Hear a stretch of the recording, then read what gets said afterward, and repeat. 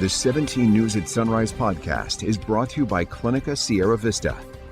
Welcome back to the 17 News at Sunrise podcast, where we share your news on your schedule. Working in the spirit of the Golden Empire, this is 17 News at Sunrise. In your 17 Crime Watch this morning, sheriff's deputies are investigating a homicide in Lamont. It happened yesterday on DeGiorgio Road. That's where sheriff's deputies found a man suffering from head trauma. He died at the scene.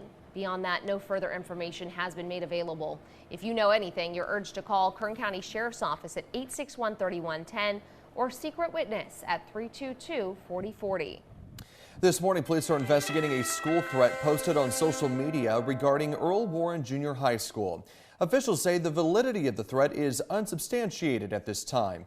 However, the violence is specified for today. So if you're going to be going to the school today, you'll notice extra officers around the area just as a precaution.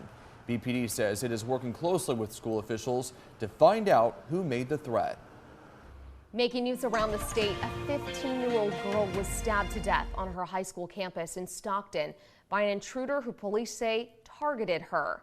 Detectives say the student was stabbed multiple times by a man who arrived on campus in a vehicle. They say he walked up through the front gate and attacked Alicia Reynaga, dropped the knife, and laid down before campus police arrested him. Alicia died a short time later at the hospital. Her attacker has been identified as 52-year-old Anthony Gray. No word on a motive for the attack or how Gray knew the teenager. In the wake of the mass shooting in Sacramento, some groups are urging state lawmakers to step up resources for crime victims. A new study released yesterday shows many victims are not being provided with the services and compensation they say they need. We are talking about expanding rights for victims. We are talking about ending discriminatory practices that render some people ineligible for receiving services. And we are talking about making assistance flexible. The Prosecutors Alliance released a survey of more than 700 crime victims. It says 40% of those surveyed say they were not offered victims' compensation. Another 55% say they did not get counseling or mental health care services because they would have had to pay out of pocket and could not afford it.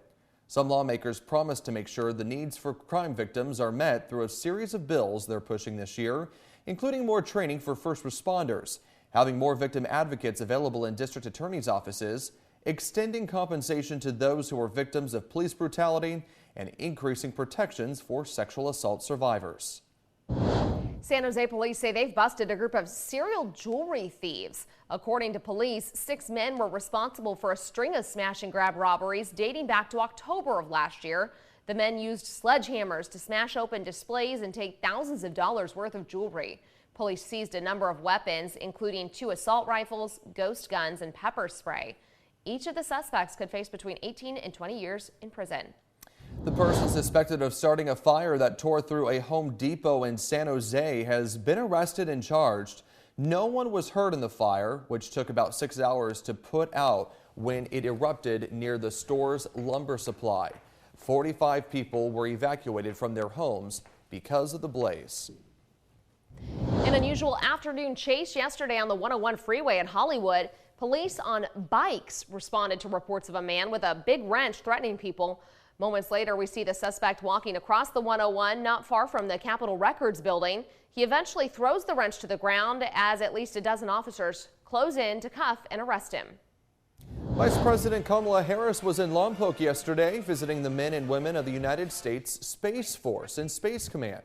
While there, she also received briefings on their work to advance our national security. The United States will continue to be a leader in order to establish, to advance, and demonstrate norms for the responsible and peaceful use of outer space. Harris went on to condemn anti-satellite weapon systems used by both Russia and China to destroy satellites in space. Your time now is 5:06, and now to the coronavirus. Travelers have mixed feelings after a federal judge in Florida overturned the mask mandate for travel. The latest ruling means masks are no longer required on planes, trains, and buses. The judge called the mandate unlawful, saying that the government has no authority to require travelers to wear masks as a way of slowing the spread of COVID. The Biden administration says it's disappointed by the ruling, but that the decision means the CDC's public transportation masking order is not in effect at this time. Some travelers were happy to hear the news, while others say they'll not be ditching their masks anytime soon. Just as we were getting ready to land, they made the announcement that the mask mandate was no longer in effect and we could all take our masks off. And when they announced it on the plane, everyone just cheered and ripped their masks off. I got underlying conditions, so I have to wear a mask. And my wife, she's going to wear a mask regardless. I think she wears a mask to bed sometimes, I swear for goodness. Meantime, our state has no plans to impose new statewide coronavirus restrictions. California's Health and Human Services Secretary Mark Ghaly saying yesterday there's been a much slower increase than in previous waves. He says the state is focusing on encouraging people to get vaccinated and boosted and wear a mask where appropriate. He also says there's no indication that health departments across California plan to reinstate restrictions despite an increase in cases. Currently in Los Angeles County, hospitals are treating a little more than 200 patients. According to CDC metrics, that number is considered low. If the weekly rate of new hospital admissions were more than quadruple that number, the county could reinstate its universal indoor mask mandate. As of today, Uber says riders and drivers are not required to wear masks while using the service. The company is reminding customers that the CDC is still recommending masks for those with certain personal risk factors or have high transmission rates in the area. Uber also says that people still feel safe wearing a mask because of personal or family health situations, and they urge everyone to be respectful of the preferences of others. The company says if customers feel uncomfortable, they will be permitted to cancel the trip. 17 court watch this morning, more than 5 years after claiming she was the victim of a wild kidnapping. Sherry Papini has pleaded guilty to making it all up. Appearing before a federal judge in Sacramento, the Northern California mother confessed to lying to a federal officer and to mail fraud. The 39-year-old admitted she hid out with an ex-boyfriend during the 2 weeks she claimed to have been kidnapped, beaten, and branded by 2 women in 2016. Prosecutors agreed to a plea deal of 8 to 14 months in prison. Papini also agreed to pay $300,000 in restitution. She's due back in court for sentencing in July. The trial of Matthew Queen, the man accused of torturing and murdering Michael Holsenbake, a member of the Bakersfield Three, resumed yesterday. Crime lab analysts testified about testing zip ties, rope, and a wooden shelf for DNA evidence. Holsenbake disappeared in late March 2018. Only an arm and skull from his body have been recovered. A zip tie was found around the wrist of Holsenbake's arm, recovered from a bag in the Kern River months after his death. Orange and black rope was also found in the bag, similar to a spool of rope found in the garage of Queen's home. Investigators removed a wooden shelf from a garage where prosecutors say Holsenbake was secured with zip ties, then tortured and killed by Matthew Queen and his ex-girlfriend Bailey Despot, whose whereabouts are still unknown. Queen faces dozens of charges. He faces 50 years life to prison if convicted. You can read more about the trial on our website, kget.com. A man who worked as a teacher's aide at Old River Elementary School in Bakersfield was sentenced yesterday to a year in jail and must register as a sex offender for possessing child pornography. Matthew Cornejo was arrested in November and told police he used his iPhone to download and view the images for sexual gratification, according to court documents. Police say no local children were identified as victims. According to court filings, Cornejo said he didn't act on his sexual urges because he didn't want to harm a child or damage his reputation. Jury selection is underway in the trial of a Bakersfield man who told authorities he killed his daughter-in-law for dishonoring him. Jagjit Singh is charged with first-degree murder in the shooting death of 37-year-old Sumandeep Kaur Kunar. Kunar's body was found in late August 2019 inside a home on Menachie Meadows Drive in southwest Bakersfield. Singh told police he shot Kunar because she was having an affair and threatened to leave the family, according to court filings. He also said she threatened to call police and claimed he sexually assaulted her, according to documents obtained by 17 News. Opening statements could begin as early as tomorrow. Your time now is 5:36. Staying safe online is hard enough for adults, but it is our kids who are most vulnerable. 17's Chris Burton sat down with an expert for some tips on keeping your children safe. Chris? Well, Maddie, kids not only have security issues to worry about, but also the challenges of growing up, heightened by the internet and social media. As a parent, there are a few things that you can do to help. In a digital world, it's more important than ever to know what your kids are doing online. Their identities can be stolen, all these other things as well, but then there's cyberbullying and the way you learn things and what they talk, and your kids are probably talking to individuals you don't want them to.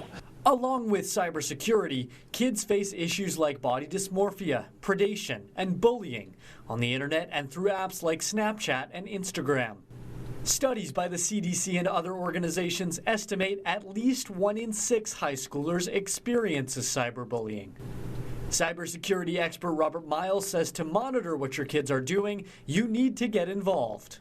Especially if they're small children, you should do those programs first. You should get involved in them and see what the ad intakes are, because it's not just, there's so much more danger for small children than there are for adults. Another key to keeping kids safe? Talk to them.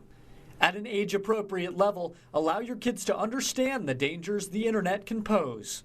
For smaller children like mine, I just tell them that, you know what, we don't talk about where we live. We don't talk about, you know, what daddy does or personal information or mommy and daddy's real name. For teens, Miles recommends giving it to them straight. I think you just have to do the same thing you do with adults and tell them this is the truth, this is the risk that it could put you at, and this is what you should not do. For resources on how to spot and stop cyberbullying, visit stopbullying.gov. Well, throughout the month of April, we have been taking a look at online safety. Next week, I'll dive into the most common cyber attacks and how you can avoid them. In studio, Chris Burton, 17 News. All right, Chris, thanks so much. And making news around town this morning, it is a wish come true for a Bakersfield girl who has faced so many challenges in her young life.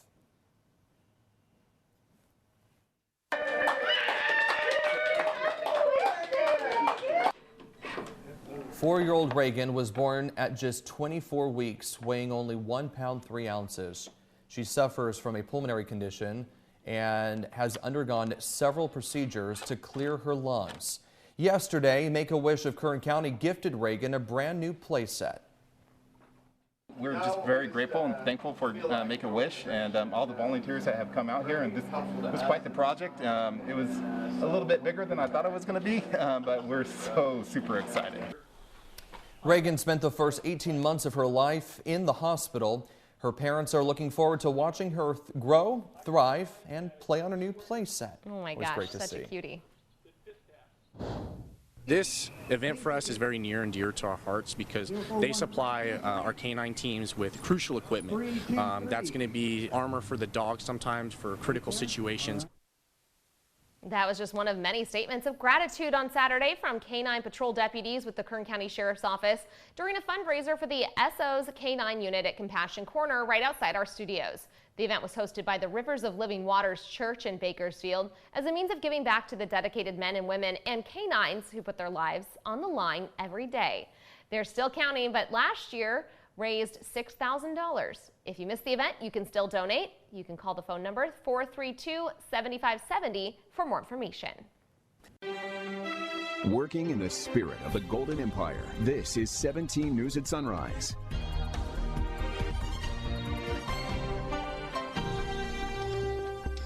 The 17 News at Sunrise podcast is a production of KGET and Nexstar Media Group.